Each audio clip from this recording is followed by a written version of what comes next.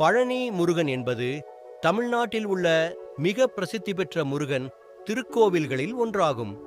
பழனி முருகனின் உருவாக்கக் கதையை சிவபுராணம் மற்றும் திருவிளையாடல் புராணம் போன்ற புராணங்கள் விவரிக்கின்றன.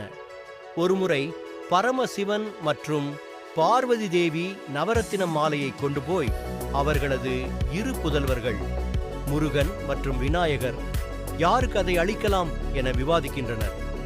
இதற்காக அவர்கள் ஒரு போட்டி வைத்தனர்.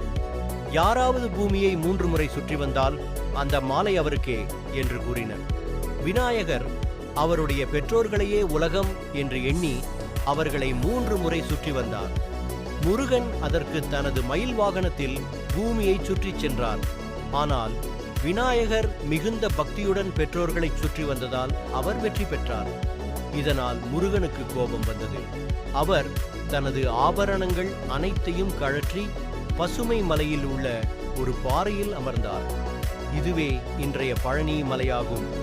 அப்போது பரமசிவன் மற்றும் பார்வதி தேவியும் அந்த இடத்திற்கு வந்து, பழமே பரமன், நீதான் உண்மையான ஞானம் பெற்றவர் என்று கூறினார்கள். இதுவே பழனி என்ற பெயரின் தோற்றமாகவும் பழனி முருகனின் உருவாக்க கதையாகவும் கருதப்படுகிறது.